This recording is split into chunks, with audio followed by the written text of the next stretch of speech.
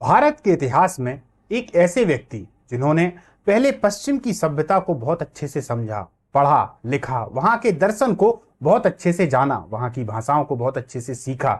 इसके बाद भारत लौटते हैं। भारत लौटने के पश्चात क्रांतिकारी गतिविधियों में अपना पूरा योगदान देते हैं। तत्पश्चात वो आध्यात्मिक क्षेत्र की ओर आ जाते हैं। जी हाँ दोस्तों, मैं चर्चा कर रहा हूं श्री अरविंद घोष की, जिन्हें हम अरविंदो के नाम से भी जानते हैं। नमस्कार, मैं अभिषेक दुबे आप सभी लोगों का स्वागत करता हूं कैरियर इंडिया एजुकेशन में। आप देख रहे हैं मध्य प्रदेश लोक सेवा आयोग 2022-23 की मुख्य परीक्षा के लिए सामान्य अध्ययन 4 में महत्वपूर्ण टॉपिक श्री अरविंदो। आज हम चर्चा करेंगे इनके दर्शन पर, इनके नैतिक विचार पर, इनके शैक्षिक विचार पर। ये जो टॉपिक है दोस्तों, इस टॉपिक से आप समझ लीजिए कि प्रश्न आना ही है, क्योंकि श्री अरविंद का जो दर्शन है बहुत ही ज्यादा समझने वाला है और थोड़ा अगर देखा जाए तो समझने में जटिल भी है। वो जटिल है, इसीलिए इससे प्रश्न आने की संभावनाएं भी अधिकतम रहती हैं। उन्होंने जो राष्ट्र के प्रति अपने विचार कहे वो अद्भुत है, शिक्षा के प्रति जो विचार कहे वो भी अद्भुत है। उनके विचार अध्यात्म के क्षेत्र में भी बहुत अद्भुत हैं और भारत के राष्ट्रवाद को लेकर तो उनके विचारों का क्या कहना। उन्हीं विचारों पर आज हम पूरी चर्चा करेंगे दोस्तों। तो चलिए अपन अपनी क्लास को चालू करते हैं। इस क्लास को चालू करने से पहले मैं आप लोगों का ध्यान एक केस की ओर ले जाता हूं। वो केस है अलीपुर केस। ये जो अलीपुर केस है दोस्तों, ये बंगाल से संबंधित है और 1905 के बंगाल जो विभाजन हुआ है, वो बंग भंग जो आंदोलन हुआ है, उसके पश्चात ये जो केस है वो हुआ है। भारत के यदि बड़े केसों में देखा जाए तो अलीपुर सबसे बड़ा केस माना जाता है, क्योंकि यह केस एक ऐसा केस है जहां पर ब्रिटिश सरकार ने अपनी पूरी ताकत लगा ली, लेकिन अरविंद घोष को दोषी साबित नहीं कर पाए। अरविंद घोष के खिलाफ यदि देखा जाए तो जितने भी सबूत उन लोगों ने पेश किए वो सब निराधार ही रहे। पूरी कोशिश कर ली, इसके बावजूद भी अरविंद घोष बाइज्जत बरी हो गए। और इसके बाद 1910 में प्रेस एक्ट अधिनियम भी लागू हुआ। उस प्रेस एक्ट अधिनियम के तहत क्रांतिकारी विचारों को लिखने वाले जितने भी व्यक्ति थे उन सभी को प्रतिबंधित कर दिया गया। विचार कोई भी क्रांतिकारी हो, लेकिन अखबार के माध्यम से नहीं आएगा। तो उस समय बहुत ज्यादा उतार चढ़ाव था। तो ये जो अलीपुर बम कांड है दोस्तों, इस अलीपुर बम कांड के तहत ही कहीं ना कहीं अरविंदो को गिरफ्तार किया गया। गिरफ्तार कर लेने के बाद में दलीलें हुई, जज के सामने पेश किया गया। 1 साल तक अगर देखा जाए तो जो अरविंदो हैं वो जेल में भी रहे, लेकिन सबूत के अभाव में इनको बरी कर दिया गया। जब सबूत के अभाव में बरी कर दिया गया तो सभी लोगों में एक लहर दौड़ गई कि अरविंद नाम के कोई व्यक्ति हैं जो कि क्रांतिकारी गतिविधियों में भाग लेने के बावजूद बाइज्जत बरी होकर वापस आ गए। तो इनको अगर देखा जाए तो उस समय इनका नाम बहुत ज्यादा ऊपर हो गया था।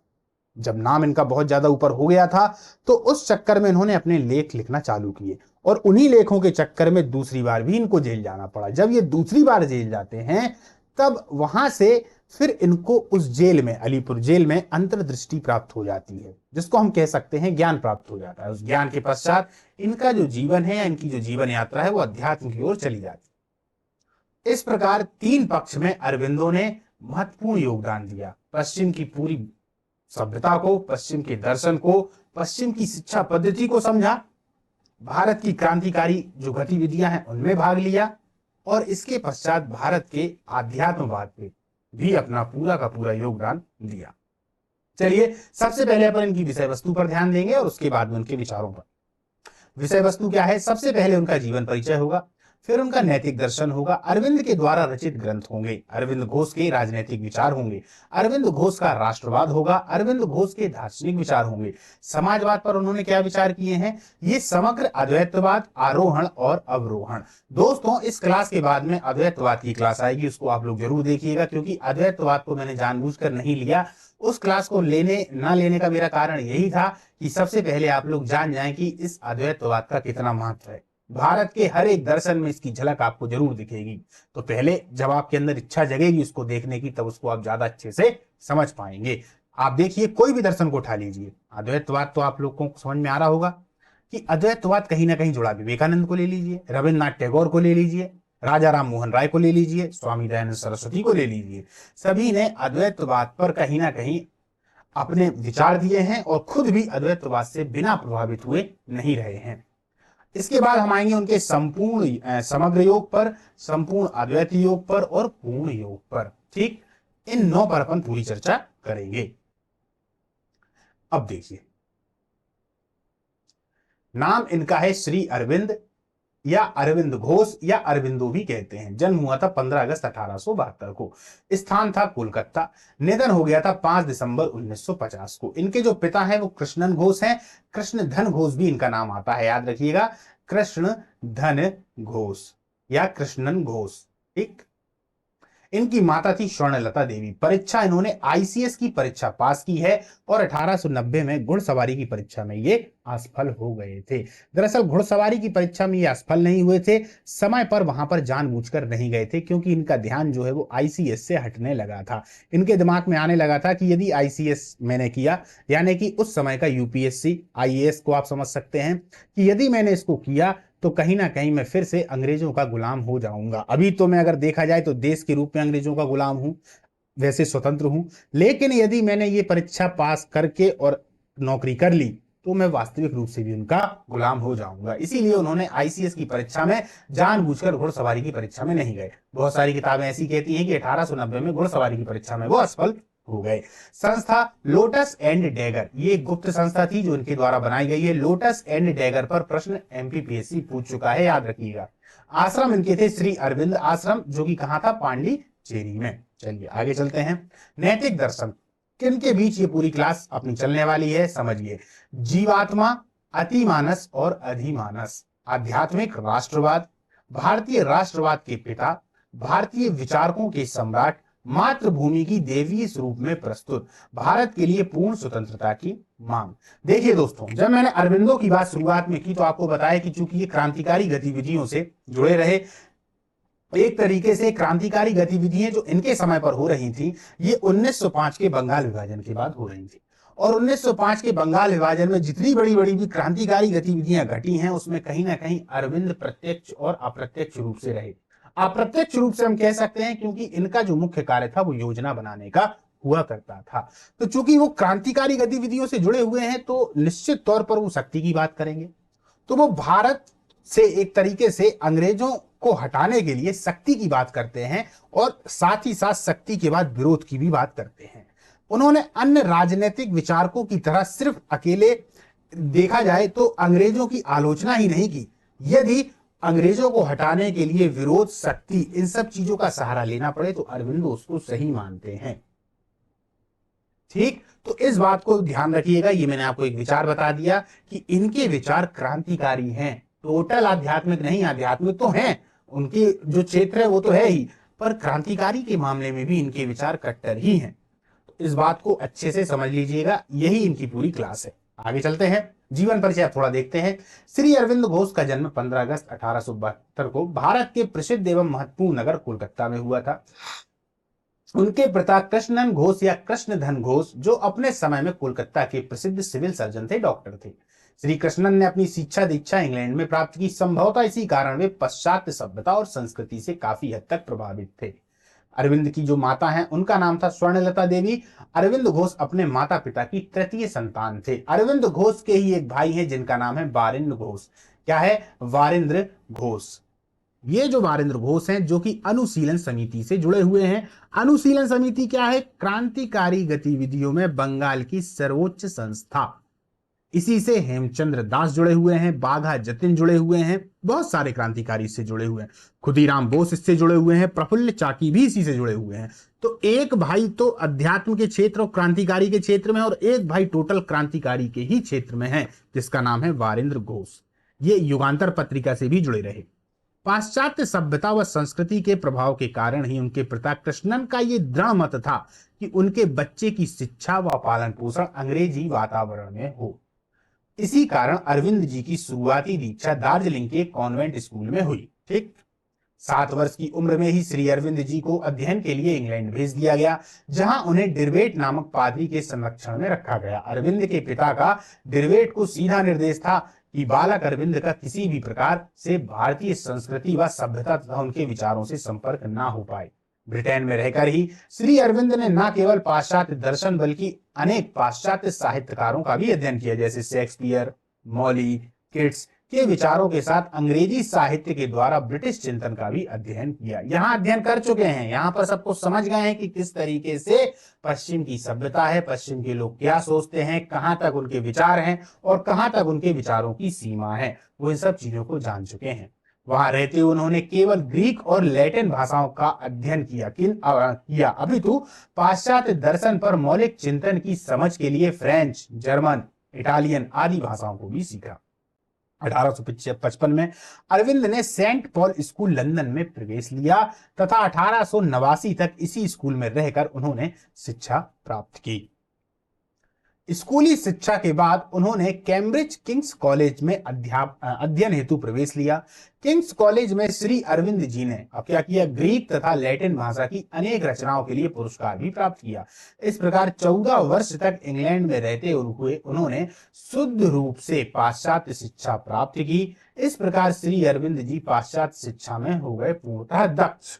अब देखिए, उनके पिता की इच्छा थी कि अरविंद किसी उच्च प्रशासकीय पद को प्राप्त करें। इसी कारण 1890 में श्री अरविंद घोष भारतीय सिविल सर्विस, जिसको उस समय आईसीएस कहा जाता था, आज उसको यूपीएससी कहा जाता है, की परीक्षा में बैठे।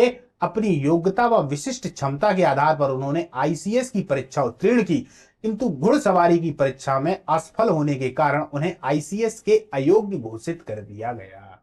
ठीक, उनके पिता श्री कृष्णन अपने पुत्र को द बंगाली नामक पत्र के टुकड़े और प्रति भेजने लगे। वह अपने पत्रों में ब्रिटिश सरकार की निंदा करते थे। दरअसल जब सामान भेजा करते थे तो सामान को लपेटने के लिए कुछ पत्र भी दे दिया करते थे। उन पत्रों में कहीं ना कहीं भारत के अखबार हुआ करते थे। उन अखबारों में ब्रिटिश साम्राज्य की बुराइयां हुआ करती थी। उन बुराइयों के जो लेख हैं वो अरविंद के दिमाग में चलने लगे कि यार हम भारत जो लोग हैं या हम भारत के जो लोग हैं वो लोग गुलाम हैं और कहीं ना कहीं ब्रिटिश से परेशान हैं। वो अनुभव करने लगे कि भारतीय कितने परेशान हैं। संभवतः इसी प्रकार अरविंद का ध्यान भारतीयों की तरफ आकर्षित हुआ। कह सकते हैं भारत के राष्ट्रवाद की तरफ आकर्षित हुआ, या राष्ट्रवाद के जो विचारों की शुरुआत है वो अरविंद के मन में शुरुआती दौर में उन्हीं के पिता के द्वारा भेजे गए पत्रों के माध्यम से हुई। कैम्ब्रिज में श्री अरविंद इंडियन मजलिस नामक संस्था के संपर्क में आते हैं और ब्रिटिश साम्राज्यवाद के उन्होंने भाषण दिए। उन्होंने एक गुप्त संस्था बनाई थी, लोटस एंड डैगर। आता है प्रश्न इस पर, जिस पर कुछ भारतीय युवक शामिल थे जिन्होंने स्वतंत्रता के लिए काम करने की प्रतिज्ञा की।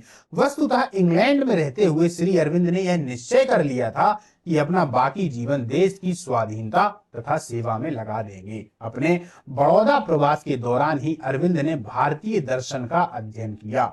उन्होंने संस्कृत के साथ साथ अन्य भारतीय भाषाओं का ज्ञान प्राप्त किया तथा हिंदू धर्म, संस्कृति तथा अध्यात्मवाद का गहन अध्ययन किया। बंग भंग आंदोलन के पश्चात श्री अरविंद घोष नौकरी त्याग कर राजनीति में सक्रिय हो जाते हैं। धीरे धीरे अपने लेखों, भाषणों के द्वारा भारतीयों में नवीन चेतना को जागृत करने लगते हैं। अरविंद का मानना था कि भारत का लक्ष्य ब्रिटिश आधिपत्य से पूर्ण मुक्ति होनी चाहिए। भारतीय स्वाधीनता के संदर्भ में अरविंद जी बड़ौदा निवास के दौरान लिखते हैं। क्या लिखते हैं, सुनिए। राष्ट्र क्या है, हमारी मातृभूमि क्या है? वह मात्र धरती का एक टुकड़ा या शब्दालंकार नहीं है। यहां से आप समझेंगे वह एक महान शक्ति है और राष्ट्र के करोड़ों व्यक्तियों की शक्तियों से मिलकर बनी हुई इकाई है। आगे भी कहते हैं कि स्वाधीनता भारत की लकड़ी या पत्थर का टुकड़ा नहीं जिस पर छेनी चलाकर राष्ट्रीयता की मूर्ति को तैयार किया जा सके। वह अपने चाहने वालों के हृदय में निवास करती है और उन्हीं से उनका उत्थान होगा। वो देखिए राष्ट्र के प्रति कैसे समर्पित हैं, वो आप उनके विचारों से समझ सकते हैं। मातृभूमि के प्रति उनके विचार किस तरीके से हैं, कितने गहराइयों वाले विचार हैं, इस पूरे के पूरे लेख से आप समझ सकते हैं। चाहे तो इस लेख को आप लोग याद करके और उनके दर्शन में जब उत्तर लेखन में यदि ऐसा प्रश्न आ जाता है तो आप वहां पर इसको लिख सकते हैं। हम अपने जीवन में स्वरूप को कैसे ला सकते हैं, संदर्भ में उनका कहना था कि अपने अंदर के अहम को हटाकर उसकी जगह भारत की प्रतिष्ठा करके। व्यक्ति कहता है कि अपने अंदर के अहम को हटाओ, बस इसके बाद की बात करता ही नहीं। देख लीजिए अनेक दर्शन शास्त्री वो कहते हैं अहम को हटाओ तब ब्रह्म को जानो, है ना। एक दर्शन की जो अगर देखा जाए अध्यात्म के क्षेत्र में, पर राष्ट्रवाद के क्षेत्र में क्या कह रहे हैं कि अहम को हटाकर उसकी जगह भारत को प्रतिष्ठित करो, भारत को लेकर आओ। कितनी बड़ी बात है। आगे चलते हैं। वे कहते हैं हमें भारत की स्वतंत्रता के लिए कृपा और दया पर निर्भर नहीं रहना चाहिए, बल्कि अपनी अंतःशक्ति व बल के असीम भंडार का सहारा लेना चाहिए। वह लिखते हैं हमारा वास्तविक शत्रु बाहर की कोई शक्ति नहीं, वह तो हमारी ही निरीमूर्खता, कायरता, स्वार्थपरता, पाखंडता और अंधी भावुकता है। हमें अपने पौरुष को जागृत करना होगा, भारत के मूक तथा पीड़ित जन के प्रति सहचर्य की सच्ची भावना उत्पन्न करनी होगी और मुझे विश्वास है कि अंत में हमारा उदार रूप विजयी होगा, परंतु तभी जब हम निहित स्वार्थ की चिंता को त्याग कर सच्चे और महान देश प्रेम को अपना लेंगे। अब यहां से आपको उनके विचार राष्ट्र के प्रति समझ में आ गए होंगे कि राष्ट्र के प्रति उनके क्या विचार हैं। चूंकि एक क्रांतिकारी रहे हैं तो निश्चित तौर पर राष्ट्र के प्रति जो उनके विचार होंगे वो तो प्रेमपूर्ण होंगे और बहुत ही ओजस्वी होंगे। तो वही विचार यहाँ पर समझ में आते हैं। वास्तव में श्री अरविंद अंग्रेजों से भिक्षा मांगने के स्थान पर स्वतंत्रता के लिए संघर्ष उचित मानते हैं। देखिए समझिए, हम अगर राजा राम मोहन राय को देखें या कुछ अन्य दार्शनिकों को देखें, स्वामी दयानंद सरस्वती जी को छोड़ दीजिए, बाकी अन्य दार्शनिकों को देखें, तो वो लोग स्वतंत्रता के लिए संघर्ष की अपेक्षा मांगने पर, याचना करने पर ध्यान देते हैं। खास तौर पर शुरुआती दौर की कांग्रेस में जितने भी बुद्धिजीवी वर्ग के व्यक्ति हैं, कोई वकील है, कोई डॉक्टर है, कोई दर्शन शास्त्री है, जितने भी हैं सब के सब याचक ही हैं। सब अपने याचना करते हैं उनके सामने और अंग्रेज सरकार बार बार उनको आश्वासन दे देती है कि ठीक है आपका काम कर दिया जाएगा। वो फिर पत्र लेकर आते हैं, वो कहते हैं ठीक है आपका काम कर दिया जाएगा। लेकिन इस प्रकार आजादी थोड़ी ना मिलने वाली थी। हालांकि वो अपने स्थान पर सही है, इतिहास में उस कांग्रेस को उस दौर में सही ही माना जाता है। उसके अपने कुछ कारण हैं, जब अपन इतिहास पे आएंगे तो उस पर चर्चा करेंगे। पर यहाँ श्री अरविंदो जी के जो विचार हैं वो स्वतंत्रता के लिए संघर्ष को उचित मानना ज्यादा सही ठहराते हैं। उनका मत है राष्ट्रीय स्वतंत्रता के युद्ध में शक्ति का प्रयोग न्याय संगत है। क्लियर, यहां से पूरी चीज समझ में आ गई होगी कि शक्ति के प्रयोग को न्याय संगत बताते हैं। यदि आपके अंदर शक्ति है और नहीं है तो उसको जागृत करो और उसका प्रयोग करो। ये मत सोचो कि यदि हम इसका प्रयोग करेंगे तो कहीं ना कहीं अधर्म कर रहे हैं, नहीं, वो धार्मिक है और एक तरीके से न्याय संगत है। क्लियर। स्वतंत्रता के संघर्ष दौरान अरविंद जी कई बार जेल गए। अलीपुर जेल में ही उन्हें अंतर्दृष्टि प्राप्त हुई। अब आप कनेक्ट कर लीजिए जो मैंने आपको कहानी बताई थी, अलीपुर षड्यंत्र केस या अलीपुर बम कांड, ये दो नामों से जाना जाता है। इसके बहुत सारे नाम हैं, दो नामों को आप लोग याद रखिए, यहीं से उनको अंतर्दृष्टि प्राप्त हो जाती है। उन्होंने राजनीतिक जीवन और आध्यात्मिक जीवन को फिर अपना लिया। राजनीतिक जीवन से आध्यात्मिक जीवन, ये तथा नहीं है से, जो राजनीतिक जीवन था, जो क्रांतिकारी वाला जीवन था, वहां से आध्यात्मिकता की ओर निकल जाते हैं। वे 1916 में राजनीतिक जीवन से मुक्त होकर पांडिचेरी चले गए, पुदुचेरी। यहां उन्होंने एक आश्रम की स्थापना की जो आगे चलकर श्री अरविंद आश्रम के नाम से प्रसिद्ध हुआ। अपना शेष जीवन श्री अरविंद ने इसी आश्रम में रहते हुए आध्यात्मिक एवं योग साधना में व्यतीत किया। 5 दिसंबर 1950 को श्री अरविंद जी ने अपने शरीर का त्याग कर दिया या समाप्त हो जाते हैं 5 दिसंबर 1950 को। श्री अरविंद के द्वारा रचित ग्रंथ, ये ग्रंथों से प्रश्न आते हैं दोस्तों। श्री अरविंद एक बहुमुखी लेखक और विचारक थे। उन्होंने अपने विचारों को प्रकाशित करने के लिए अनेक रचनाएं की और रचनाएं जो हैं वो इस प्रकार हैं। द लाइफ डिवाइन, क्या है? The life divine, essay on Gita, the future poetry, powers within, the human cycle, war and self determination, Savitri, ideal of human unity. ये 8 उनकी कृतियां हैं। इन 8 कृतियों को दोस्तों अच्छे से याद कर लीजिएगा, ये 3 नंबर में आपसे पूछा जा सकता है। साथ साथ प्री के लिए भी ये बहुत ही ज्यादा जरूरी है और क्वेश्चन इससे निश्चित तौर पर आते ही हैं। ठीक है, आगे चलते हैं। अरविंद घोष के राजनीतिक विचार, आध्यात्मिक राष्ट्रवाद, मानवता संबंधी विचार, स्वतंत्रता संबंधी विचार, लोकतंत्र संबंधी विचार, साम्यवाद संबंधी विचार। साम्यवाद का मतलब आप लोग जानते हैं, समान तरीके से सभी लोग समान हो जाएं, ये साम्यवाद का विचार होता है। ठीक है। श्री अरविंद एक महान दार्शनिक थे। अपना संपूर्ण जीवन धर्म और आध्यात्मिकता को समर्पित करने से पूर्व उन्होंने भारतीय राष्ट्रीय आंदोलन का नेतृत्व किया था। साथ ही राजनीतिक विचार भी व्यक्त किए थे। किया था कि नहीं? वो तो क्रांतिकारी ही थे।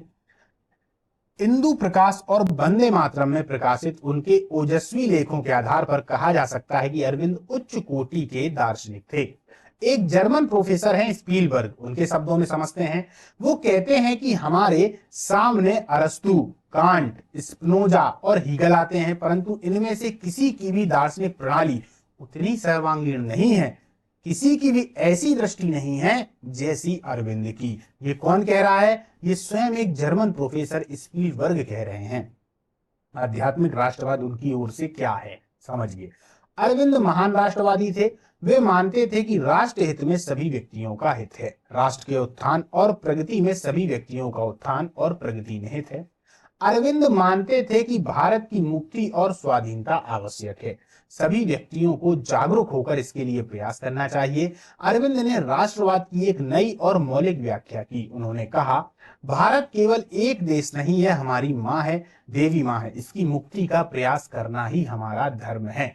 अरविंद ने कहा, राष्ट्रवाद क्या है? राष्ट्रवाद केवल राजनीतिक कार्यक्रम ही नहीं, राष्ट्रवाद तो एक धर्म है जो ईश्वर के पास से आया है और जिसे लेकर आपको जीवित रहना है। हम सभी लोग ईश्वर के अंश हैं, अतः हमें धार्मिक दृष्टि से राष्ट्रवाद का मूल्यांकन करना है। एक तरीके से देखा जाए तो दोस्तों, श्री अरविंद ने राष्ट्रवाद को धर्म से जोड़ देने का प्रयास किया हुआ है। धर्म क्या है? मानव का वो एक अंदर का विचार जिसको करने के लिए या वो अपने मन से अंदर से सहमत हो जाता है कि यार सत्य तो यही है, तो वो राष्ट्रवाद को आध्यात्मिक राष्ट्रवाद इसीलिए मानते हैं कि राष्ट्रवाद यदि देखा जाए तो यदि हम नॉर्मल अध्यात्म को अपना लेते हैं, हमने अध्यात्म को अपना लिया और हम गुलाम हैं, तो हम अध्यात्म को अपनाकर हम गुलाम हैं, तो इसमें हम क्या कर लेंगे? मान लीजिए हमें व्यक्तिगत रूप से तो मोक्ष की प्राप्ति हो जाएगी, पर हमारे राष्ट्र का क्या होगा?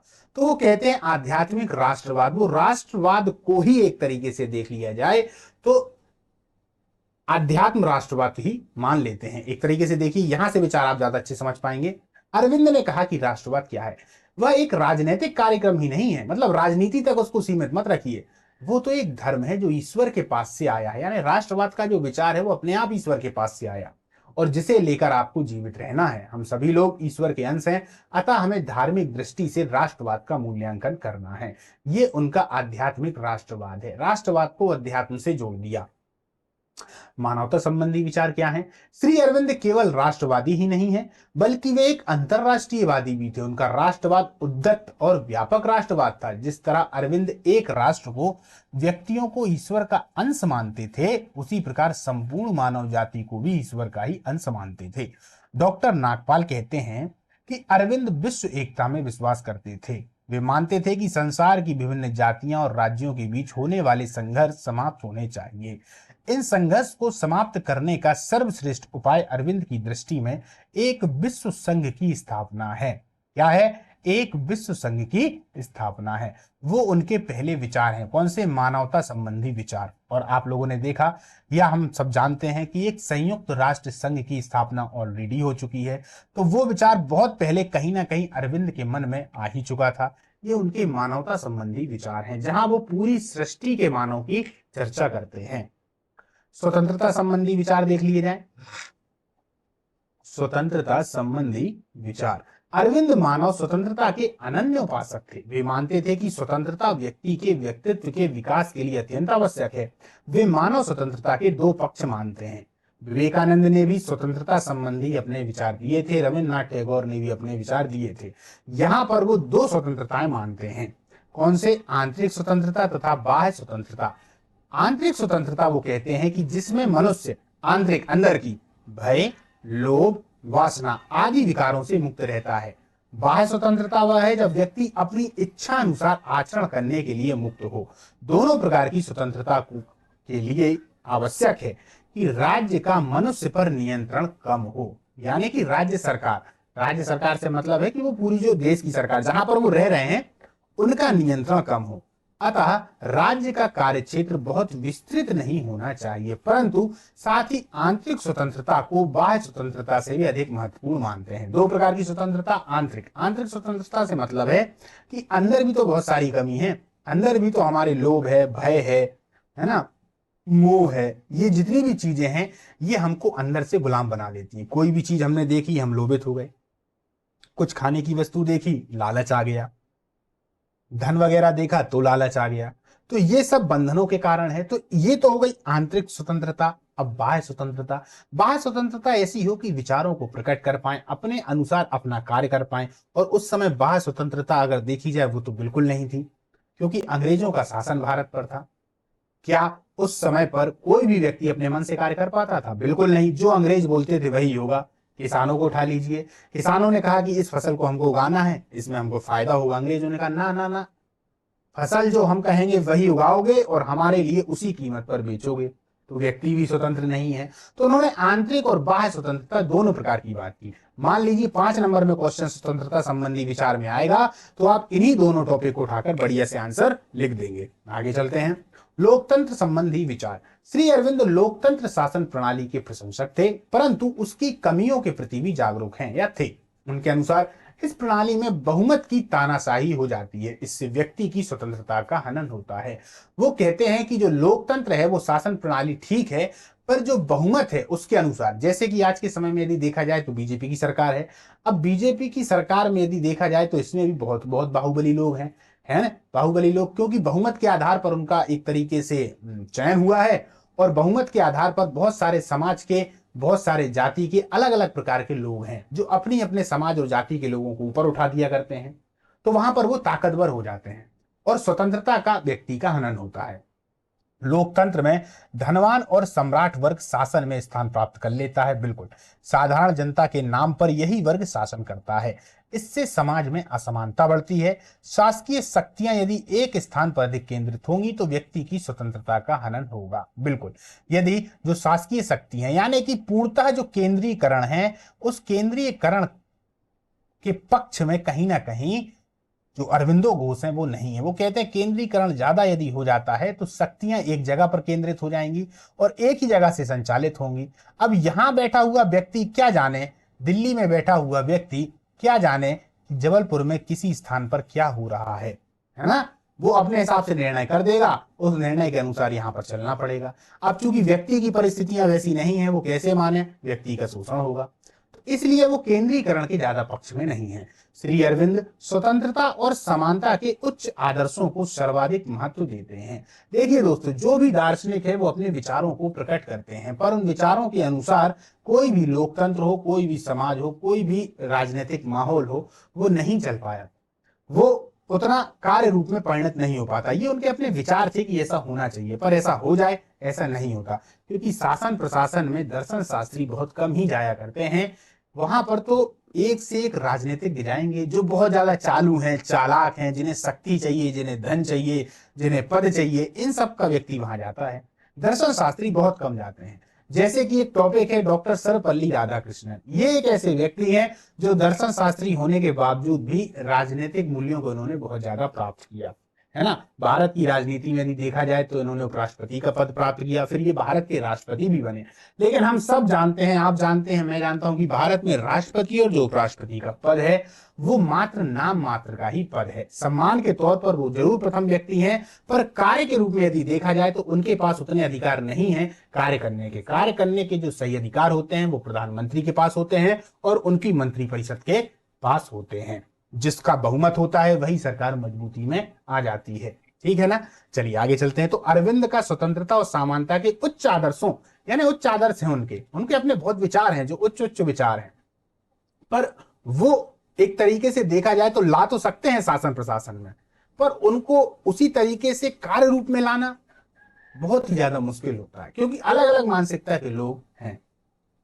साम्यवाद संबंधी विचार, क्या कहते हैं साम्यवाद में? श्री अरविंद यद्यपि व्यक्ति की स्वतंत्रता के प्रबल समर्थक थे, लेकिन वे आर्थिक व्यक्तिवाद में विश्वास नहीं करते।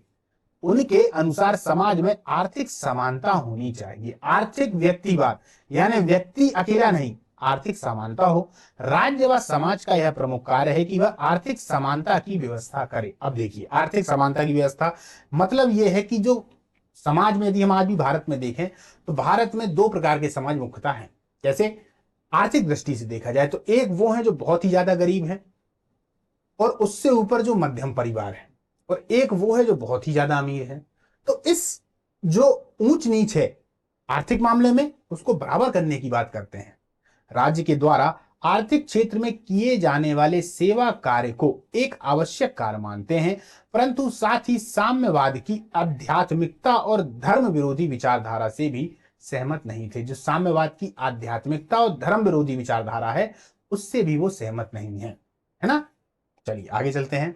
श्री अरविंद का राष्ट्रवाद। राष्ट्रवाद की उन्होंने नई व्याख्या की। राष्ट्रवाद और अंतरराष्ट्रीयवाद, राष्ट्रवाद और मानववाद, राष्ट्रवाद और इसकी प्राप्ति के साधन, किस प्रकार से इस राष्ट्रवाद को प्राप्त किया जा सकता है। श्री अरविंद को भारत की महानता पर गर्व था। वे मानते थे कि अतीत में भारत एक महान देश रहा तथा भविष्य में उसका विश्व में गौरवशाली स्थान निश्चित है। आज आप देख लीजिए, भारत का जो स्थान है, जो अरविंद ने कभी किसी समय पर कल्पना की थी, वो आज नरेंद्र मोदी जी के द्वारा कहीं ना कहीं ऊंचे से ऊंचे स्थान पर आ चुका है। आप देखिए, हम चंद्रमा पर पहुंच गए। आप देखिए, हमने बहुत बहुत बड़े बड़े मुकामों को हासिल कर लिया। आज भारत के प्रधानमंत्री जहां जाते हैं, बहुत सम्मान के साथ हर एक राष्ट्र उनको स्वीकार करता है। अमेरिका को देख लीजिए, एक समय पर मोदी जी को वीजा नहीं दिया गया था, आज झुककर बिल्कुल प्रणाम करते हैं। तो हमने बहुत अच्छे मूल्यों को प्राप्त किया है। उसे फिर भी गौरवशाली स्थान पर प्रतिष्ठित करना हर भारतीय का उद्देश्य होना चाहिए। इस संबंध में श्री अरविंद ने राष्ट्रवाद संबंधी अपने विचारों को प्रकट किया, जो इस प्रकार हैं। राष्ट्रवाद की नई व्याख्या क्या है उनके अनुसार नई व्याख्या। अब इस पर 5 नंबर में प्रश्न आ सकता है। ये सभी 5-5 नंबर के प्रश्न होते हैं दोस्तों। अरविंद के चिंतन की विशेषता यह है कि उन्होंने राष्ट्रवाद को एक नया रूप प्रदान किया। वह भारत को केवल एक देश अथवा कोई भौगोलिक इकाई नहीं मानते थे। अरविंद भारत को एक दैविक रूप में मां के रूप में देखते थे। वे कहते थे, भारत पराधीन है, इसका अर्थ है हमारी मां पराधीन है। हमें अपनी इस देवी मां को मुक्त कराना है। अरविंद मातृभूमि को मुक्त कराना एक राजनीतिक अभियान ही नहीं, वरन एक पवित्र धर्म भी मानते थे। श्री अरविंद ने वंदे मातरम में लिखा था, राष्ट्रवाद क्या है। राष्ट्रवाद केवल राजनीतिक कार्यक्रम नहीं है, अतः श्री अरविंद आध्यात्मिक राष्ट्रवाद के प्रणेता थे। क्लियर। ये राष्ट्रवाद की नई उनकी व्याख्या थी। राष्ट्रवाद और अंतरराष्ट्रवाद। श्री अरविंद निसंदेह राष्ट्रवाद के प्रबल प्रवक्ता थे, परंतु साथ ही अंतरराष्ट्रवाद में भी विश्वास करते थे। यह अंतरराष्ट्रीयवाद, वह मानते थे कि प्रत्येक राज्य को स्वतंत्र होना चाहिए और विश्व समुदाय में रचनात्मक भूमिका निभानी चाहिए। दरअसल अगर देखा जाए तो अरविंद के समय का वही समय है जब ब्रिटेन का राज्य विश्व के अधिकतम देशों में है। तो वो ऐसा नहीं कि भारत को ही आजाद कराना चाहते हैं, भारत में ही राष्ट्रवाद की बात करते हैं, वो तो अंतरराष्ट्रीय बात की बात करते हैं। वो कहते हैं कि सभी लोग मुक्त हों। श्री अरविंद ने संयुक्त राष्ट्र संघ के अस्तित्व में आने से पूर्व ही, अभी अपन ने चर्चा की, एक विश्व समुदाय और विश्व राज्य की कल्पना की थी। श्री अरविंद ने अपनी पुस्तक द आइडियल ऑफ यूनिटी में विश्व राज्य का दार्शनिक रूप प्रतिपादित किया और इसकी आवश्यकता पर बल दिया, पर इसको अपनाया नहीं गया। ये एक विचार है उनके अपने, इसको बात को याद रखिएगा। राष्ट्रवाद और मानवतावाद। श्री अरविंद का विचार है कि हमें भारतीयों पर गर्व करना चाहिए। उनके शब्दों में, सर्वप्रथम हम भारतीय बने, हम अपने पूर्वजों की ख्याति को पुनः प्राप्त करें। दोस्तों मैं आप लोगों को बता दूं कि जो श्री अरविंदो हैं, उन्होंने पश्चिम की दर्शन प्रणाली से कितने ही प्रभावित हुए हों, उन्होंने सीखा जरूर, पर उन्होंने भारत की जो वैदिक संस्कृति थी, भारत की जो गुरुकुल पद्धति थी, भारत की जो शैक्षणिक पद्धति थी, उसका बहुत ही ज्यादा प्रचार और प्रसार किया और अपनाने पर बल दिया। उनकी जो शिक्षा की नीति है, वो प्राचीन भारतीय जो शिक्षा की नीति थी उसी पर आधारित है। अभी अपन आगे चर्चा करेंगे। हम आर्य विचार, आर्य चरित्र और आर्य अनुशासन को पुनः प्राप्त करें, लेकिन साथ ही वह भारतीयता को मानवता से भी जोड़ते हैं। आर्य विचार वही वैदिक वाले, ऋग्वैदिक काल वाले, आर्य चरित्र और आर्य अनुशासन। वे यह मानते थे कि संसार के सभी मनुष्य एक विशाल विश्व चेतना के अंश हैं, इसलिए सभी मनुष्यों में एक आत्मा का अंश है। फिर भी उनमें संघर्ष या विरोध कैसा? अरविंद के शब्दों में, एक रहस्यमय चेतन संपूर्ण विश्व में व्याप्त है। यह एक दैवीय वास्तविकता है, इसने हम सबको एक कर रखा है। अब यहां से आप अद्वैतवाद की ओर घुसे कि नहीं घुसे, देखिए आया अद्वैतवाद। वो कह रहे हैं कि सभी व्यक्तियों में एक रहस्यमय चेतन संपूर्ण विश्व में व्याप्त है। चर्चा उसी ब्रह्म की हो रही है। इसकी? ब्रह्म की। कौन ब्रह्म? वही ब्रह्म जिनकी चर्चा आदि शंकराचार्य ने अपने अद्वैत वेदांत में कर रखी है, जिसकी क्लास इसके बाद ही होने वाली है, याद रखिएगा, ठीक है। चलिए, राष्ट्रवाद और इसकी प्राप्ति के साधन। कैसे राष्ट्रवाद प्राप्त हो? श्री अरविंदो के विचार में अरविंद एक राष्ट्रवादी के रूप में भारत को राजनीतिक रूप से मुक्त करना चाहते थे। इसके लिए भी उग्रवादी साधनों के उपयोग के पक्ष में थे। वो यहाँ पर कट्टरता को दर्शाते हैं, शक्ति है प्रयोग कर लो, और वो न्याय संगत है, धर्म के अनुरूप है। गीता में आपने देखा है ना, अर्जुन जब हाथ कपाने लगते हैं तब श्री कृष्ण कहते हैं कि भाई ये जो लड़ाई है वो तुम अपने लिए लड़ रहे हो, और यदि ये लड़ाई में तुम वीरगति को प्राप्त हो गए तो भी सम्मान के रूप होगा, सम्मान के भागीदारी बनोगे, और यदि तुम जीत जाते हो तो इस पृथ्वी को भोगोगे। दोनों ही तरफ से तुम्हारी जीत निश्चित है। ये बात गीता में बताई गई है कर्म के माध्यम से, है ना, शक्ति का प्रयोग। उसी तरह तरीके से वो यहां पर बोलते हैं कि उग्रवादी साधनों के उपयोग के वो पक्ष में, चूंकि क्रांतिकारी रहे हैं तो विचार तो उनके उग्रवादी रहेंगे ही। यद्यपि अरविंद स्वयं क्रांतिकारी साधनों का पालन नहीं करते थे, वो खुद नहीं करते थे। शुरुआत में किया, जब वो जेल गए अलीपुर में, तब भी उन्होंने इनकी योजनाएं ही बनाई। उनका काम दिमाग से मारने का था। वो योजनाएं बनाते थे और जो साथ वाले थे उन योजनाओं को अंजाम दे दिया करते थे। परंतु क्रांतिकारियों से उनका निरंतर संबंध बना रहता था और वह उनके प्रशंसक भी थे। अरविंद अंग्रेजों के विरुद्ध युद्ध को धर्म युद्ध की संज्ञा देते हैं। देखिए, मैंने गीता से जोड़ा, अब यहां पर धर्म युद्ध की संज्ञा हो गई। तिलक के समान ही अरविंद भी स्वदेशी और निषेधात्मक प्रतिरोधों के समर्थक थे। बंग भंग का विरोध करने के लिए अरविंद ने इन्हीं दो शस्त्रों का अंग्रेजों के विरुद्ध प्रयोग करने का आग्रह किया। ये शस्त्र है दोस्तों। डॉक्टर राधाकृष्णन के शब्दों में श्री अरविंद हमारे युग के सबसे महान बुद्धिजीवी थे। राजनीतिक व दर्शन के प्रति, राजनीति और दर्शन के प्रति उनके अमूल्य कार्यों के लिए भारत उनका सदैव कृतज्ञ रहेगा या ऋणी रहेगा। इन शब्दों को जोड़ दीजिए अपने जो आपकी जो शब्दकोश है, मन का जो शब्दकोश है, उस शब्दकोश में दोस्तों ये शब्द जो है ना वो आपके जुड़ जाने चाहिए, और आपकी लेखनी में या आपकी लेखन कला में बार बार प्रयोग होना चाहिए। जब ये बार बार प्रयोग होंगे तो इससे आपकी भाषा बहुत ही ज्यादा उत्कृष्ट हो जाएगी, और उत्कृष्टता बहुत ज्यादा जरूरी है ना। श्री अरविंद के दार्शनिक विचार, जीवात्मा, अतिमानस और अधिमानस, इसको जरूर समझते हैं दोस्तों।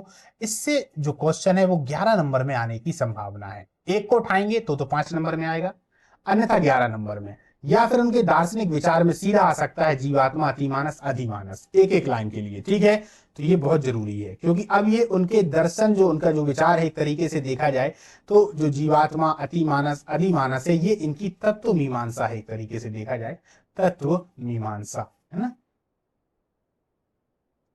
और ज्ञान मीमांसा।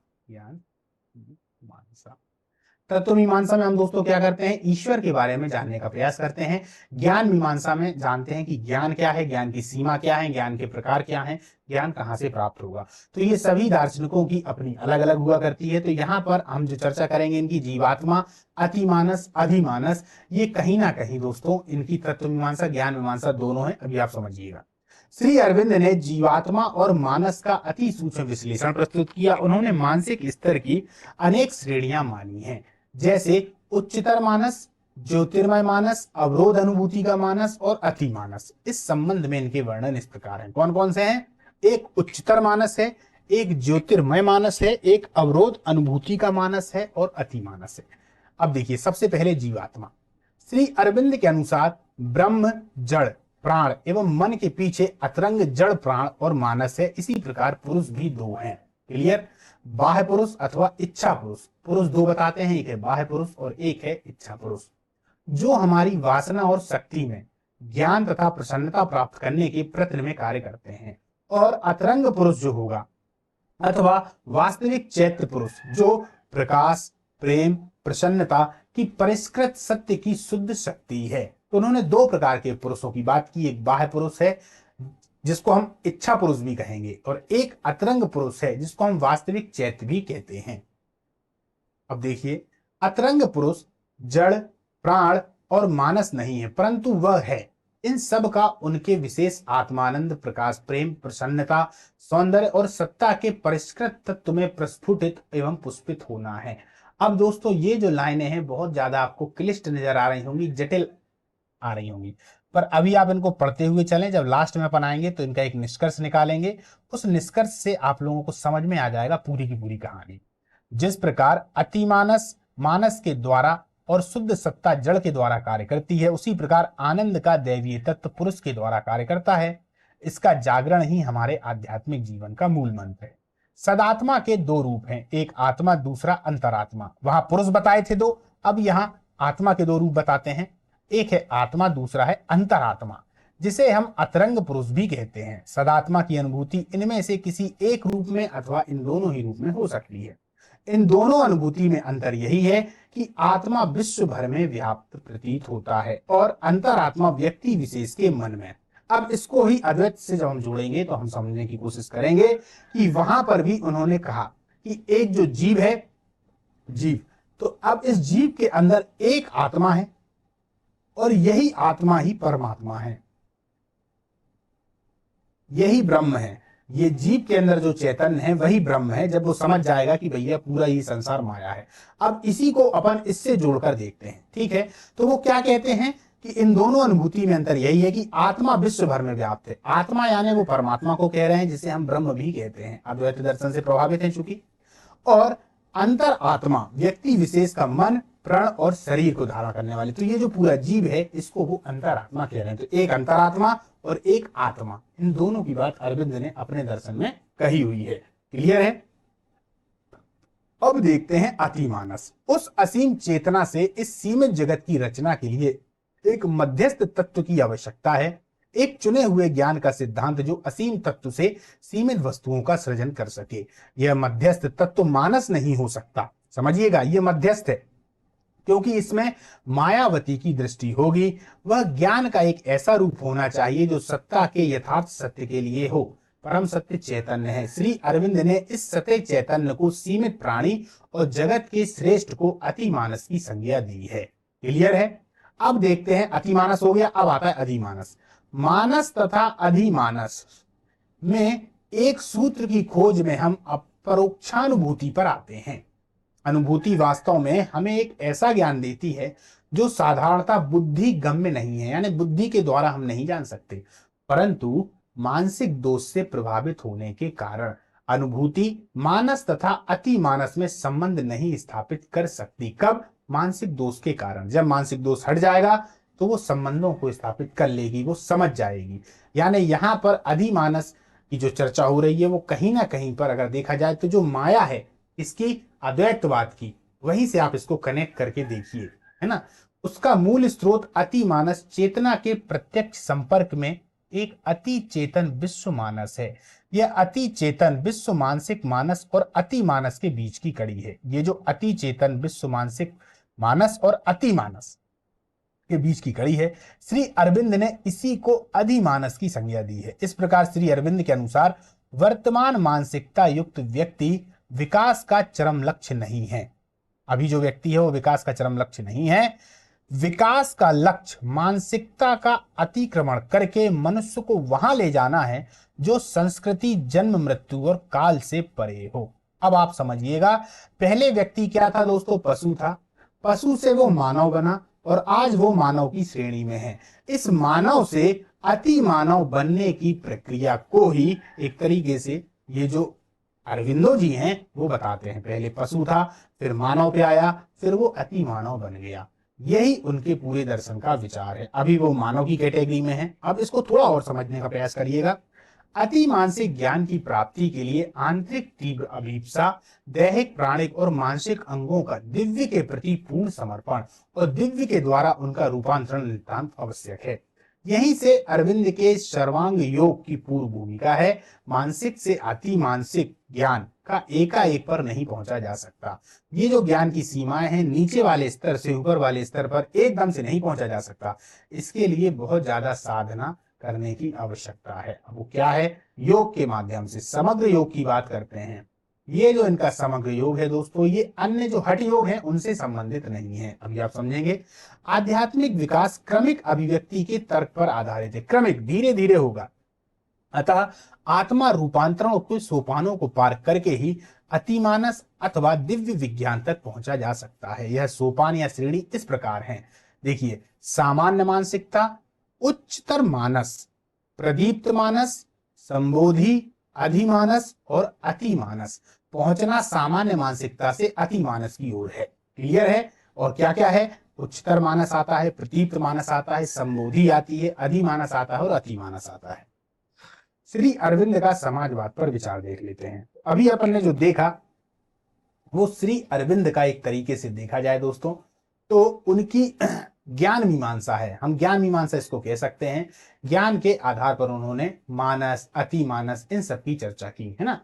व्यक्तिगत स्वतंत्रता के प्रबल समर्थक होने के बाद भी अरविंदो आर्थिक क्षेत्र में व्यक्तिवाद के समर्थक नहीं हैं और आर्थिक समानता को स्थापित करना चाहते हैं। संभवतः इसी उद्देश्य के कारण वे समाज में राज्य की भूमिका को स्वीकार करते हैं, किंतु उनका समाजवाद जो है ना, याद रखना, वो कार्ल मार्क्स के भौतिक समाजवाद के स्थान पर आध्यात्मिक समाजवाद है। जो भी विचार लिखेंगे, जो भी उत्तर लिखेंगे, हर उत्तर में अध्यात्म को आप जरूर जोड़ देंगे। क्लियर है? आगे चलते हैं। श्री अरविंद का समग्र अद्वैत अवरोहण और आरोहण, इन दोनों को जरूर देखें, अवरोहण और आरोहण। ये भी दोस्तों 11 नंबर में इनसे संबंधित प्रश्न आने की संभावना होती है। माफ करिए, 11 नंबर बोल रहा हूं, 20 नंबर में है ना, 20 नंबर में। और शब्दों की सीमा कितनी होगी? 200 होगी। ठीक है, पिछली वाले में भी मैंने 11 नंबर बोल दिया था, क्योंकि चूंकि हमारी जो एक तरीके से परीक्षा है उसमें इस समय पर 3, 5, 11 इन्हीं नंबरों का रोल है। और जो इसमें देखा जाए, किसमें, जिस परीक्षा की अपन, जिस पेपर की भी अपन चर्चा कर रहे हैं, तो इसमें अगर देखा जाए तो 2, 5 और 20 नंबर की प्रायिकता है या प्राथमिकता है ना। तो इनमें थोड़ा कभी कभार ऐसा हो जाता है, तो याद रखिएगा यहाँ पर 20 नंबर पे चर्चा हो रही है। ठीक है। अरविंद एक नव्य वेदांगी दार्शनिक हैं। नव्य यानी नए। वे शंकराचार्य के अद्वैत दर्शन से काफी प्रभावित थे, यद्यपि उन्होंने अद्वैत दर्शन को एक नया रूप देकर समग्र अद्वैतवाद में बदल दिया है। ब्रह्म एवं जगत की व्याख्या करते समय भी शंकराचार्य के इस मत से सम्मत नहीं थे कि यह जगत मिथ्या अथवा भ्रम है। वो कहते हैं ये जगत मिथ्या और भ्रम नहीं है। बस आप ये याद रखिएगा कि जो आदि शंकराचार्य हैं वो कहते हैं कि ये जो जगत है, जिस जगत को आप देख रहे हो, ये है दरअसल माया। तो माया का मतलब है भ्रम, जो है नहीं। समझना, जो जैसा हमें दिखता है वास्तविकता में वैसा है नहीं, यही होती है माया। उन्होंने ये नहीं कहा कि जगत है ही नहीं, उन्होंने कहा जगत जो है वो जो हमें जैसा दिखता है वैसा नहीं है, वो दरअसल ब्रह्म ही है। ठीक है, तो वो जगत को मिथ्या बताते हैं, असत नहीं बताते। याद रखिए, मिथ्या बताते हैं, असत नहीं। दोनों शब्दों में अंतर है। असत का मतलब जो है नहीं, और मिथ्या का मतलब जैसा है वैसा नहीं है। तो मिथ्या बताते हैं, तो इस बात का खंडन अरविंद कर देते हैं समग्र अद्वैतवाद में। वो कहते हैं ब्रह्म एवं जगत की व्याख्या करते समय वे इस मत से सम्मत नहीं कि जगत मिथ्या अथवा भ्रम है, बल्कि अन्य वेदांगियों की भांति वे जीव एवं ब्रह्म के संबंध को, अथवा यह माना जाए कि इस जगत की व्याख्या को समग्र अद्वैतवाद दर्शन से समझाने का प्रयत्न करते हैं। उनके समग्र अद्वैतवाद के 2 चरण हैं, एक है अवरोहण और एक है आरोहण। अब दोस्तों ये जो चर्चा चल रही है ये इनकी हो जाएगी तत्व मीमांसा। तत्व मीमांसा है ना, याद रखिएगा। इसके पहले जो चर्चा हुई थी वो ज्ञान मीमांसा पर थी, ये इनकी तत्व मीमांसा है। अवरोहण, अरविंदो के अनुसार जगत के निर्माण की प्रक्रिया अवरोहण के प्रारंभ से होगी। अवरोहण के प्रारंभ से, सुनिए, जिसमें वह परम सत्य एवं दिव्य तत्व अपने आप को निम्नतर रूपों में, जगत के रूपों में प्रकट करता है। कौन? जो ब्रह्म है। वो क्या करेगा? जब जगत निर्माण की प्रक्रिया होगी तो ये जो ब्रह्म है, जिसको हम गोल रूप में देख रहे हैं, हमने एक आकार दे दिया पर इनका कोई आकार नहीं है, ये निराकार है, अनिर्वचनीय है, अचिंत्य है। कौन? ब्रह्म। अब ये जब जगत की प्रक्रिया बनाएंगे तो धीरे धीरे ये जगत के रूप में अनेक में, पशु में, पक्षी में, पृथ्वी में, ब्रह्मांड में, सब में इनका परिवर्तन धीरे धीरे होगा। क्लियर है? ये निम्नतर रूपों में एक तरीके से अपने दिव्य तत्व से निम्नतर रूपों में आ रहे हैं। ये दिव्य तत्व है और ये निम्नतर रूप है। क्लियर है? अर्थात दिव्य तत्व का अज्ञान में प्रवेश होता है। ये जो दिव्य तत्व हैं, ब्रह्म हैं, इनका अज्ञान में, जो कि यहाँ पर जितने भी आएंगे वो सब अज्ञानी है ना। चाहे मानव की बात कर ली जाए, पशु पक्षियों की बात कर ली जाए, जो माया में घूम रहे हैं, वो सब अज्ञानी तो है ही, इनमें प्रवेश होगा। यहां पर अज्ञानता का अर्थ ज्ञान की अनुपस्थिति ना होकर आर्थिक ज्ञान की उपस्थिति है। यहां पर अज्ञानता का जो अर्थ है वो कह रहे हैं कि ऐसा नहीं है कि इनको ज्ञान नहीं है, ज्ञान ऑलरेडी उनके अंदर है पर वो उसको समझ नहीं पाते। क्लियर। अवरोहण बहुत इंपॉर्टेंट है। यहां पर एक सवाल होता है कि वह दिव्य तत्व स्वयं को अज्ञान के स्थान पर ज्ञान के सूक्ष्म स्तर पर व्यक्त क्यों नहीं करता।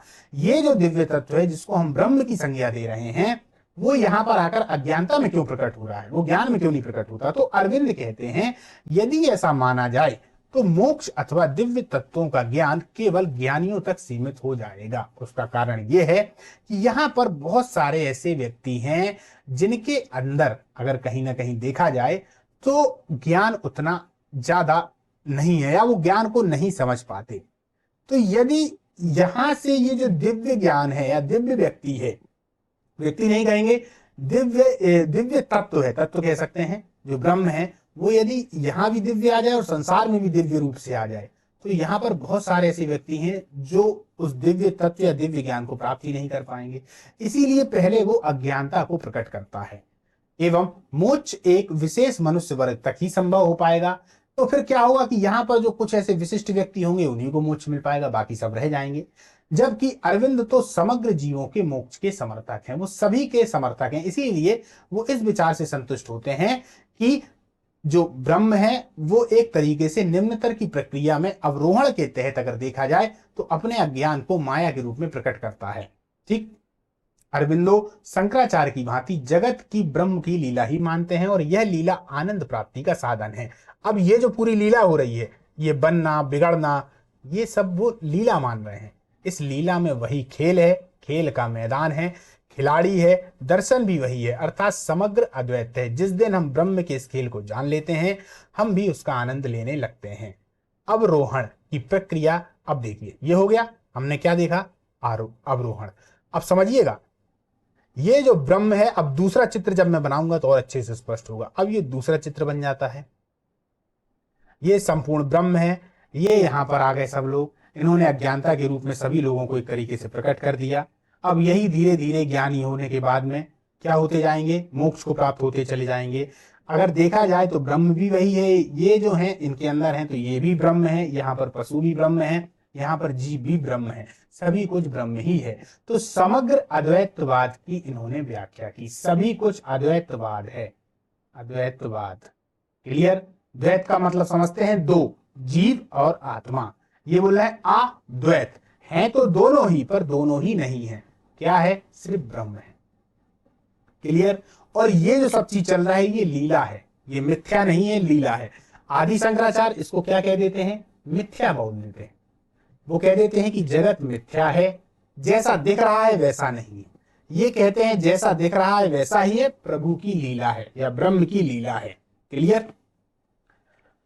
हाँ, चलिए अवरोहण को देखते हैं। अवरोहण की प्रक्रिया जगत की उत्पत्ति का कारण है। ये जगत की उत्पत्ति बताती है कि जगत की उत्पत्ति कैसे हो रही है। आ रहा है तत्व मीमांसा। शंकराचार्य के विपरीत अरविंदो यह मानते हैं कि दिव्य तत्व ने माया को वास्तविक शक्ति से इस जगत का निर्माण किया है, माया से। इसलिए यह जगत भी उतना ही सत्य है जितना कि वह दिव्य तत्व, यानी दिव्य तत्व को, जगत को, यानी ब्रह्म को और माया को वो सत्य मानते हैं। क्लियर है। चलिए, पर वो उसकी लीला मानते हैं, याद रखिएगा। और जो शंकराचार्य हैं वो मिथ्या मानते हैं। तो अवरोहण आप लोगों को अच्छे से समझ में आया होगा। अब देखते हैं आरोहण। आरोहण का अर्थ है निम्नतर सत्ता के द्वारा उच्चतर सत्ता की ओर गमन। अब बना देते हैं निम्नतर सत्ता, ये बन गई निम्नतर सत्ता, और यहां से उच्चतर सत्ता की ओर गमन। किंतु अरविंद का यह मानना है कि आरोहण तभी संभव है जबकि पहले अवरोहण हुआ हो। आरोहण की प्रक्रिया ही 8 चरणों में विभाजित है। अब ये जो आरोहण अब होगा ये तभी होगा जिसने अवरोहण कर लिया हो, यानी अवरोहण जिसने जान लिया।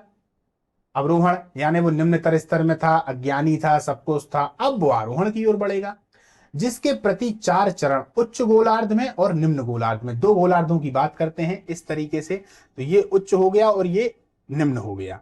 विकास की प्रक्रिया में हमने निम्न गोलार्ध के 3 चरण, यानी हमने अगर देखे जाए तो 1, 2, 3 चरणों को पार कर लिया है। अब हम मानस स्तर तक पहुंच चुके हैं, यह है मानस स्तर, और यह निम्नतम ज्ञान का अंतिम स्तर है।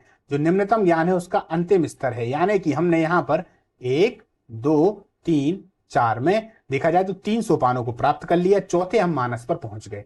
और यहीं से विकास की प्रक्रिया उच्चतर गोलार्ध में, यानी कि यहां पर अब चलेगी, और अति मानस से अति मानव बनने का जो स्तर है, किंतु यह एक जटिल प्रक्रिया है। वो कहते हैं कि यहां से यहां तक पहुंचने का जो सफर है वो जटिल है, क्योंकि मानस से अति मानस के बीच उच्चतर मानस, अब इसके बीच बीच में क्या है, उच्चतर मानस, उदीप्त मानस, अदीप्त मानस जैसे कई चरणों को भी पार करना है।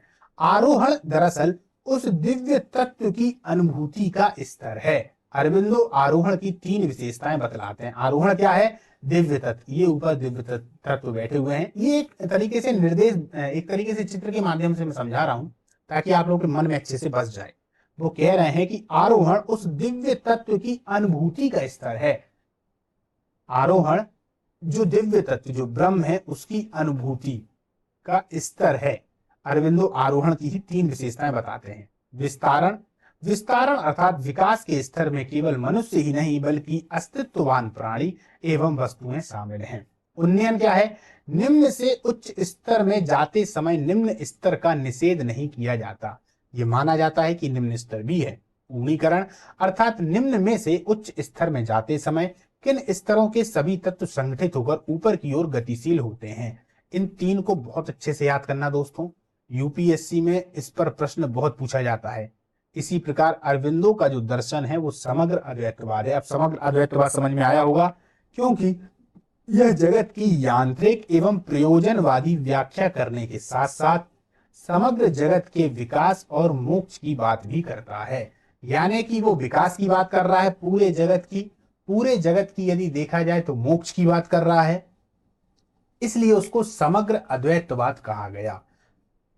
एक बात याद रखिएगा, ये जो इनका समग्र अद्वैतवाद है, इसको यदि एक लाइन में मैं कहना चाहूं तो वो कहते हैं कि ये जो जगत है, ये जो लीला है, जिसको शंकर जी ने या शंकराचार्य जी ने मिथ्या कहा है, वो मिथ्या नहीं, वो दरअसल एक लीला है और वास्तविक है। ब्रह्म की भांति ही वो भी वास्तविक है, जो चलती रहती है, और वो जगत को मिथ्या कह देते हैं। इन दोनों में ये अंतर है। और अब उसको पाने के लिए क्या क्या चरण है, तो उन्होंने आरोहण और अवरोहण में बताने का प्रयास किया। तो दोस्तों आज की जो अपनी क्लास है वो यहाँ पर अपनी समाप्त होती है। इसके बाद मिलेंगे हम अगली क्लास में, और जो अगली क्लास होगी वो या तो अद्वैत दर्शन पर होगी या डॉक्टर सर्वपल्ली राधाकृष्णन पर होगी। और जो लोग टेलीग्राम से नहीं जुड़े हैं वो लोग टेलीग्राम से जरूर जुड़ जाएं, क्योंकि इसका जो पीडीएफ है वो आपको टेलीग्राम पर ही प्राप्त होगा।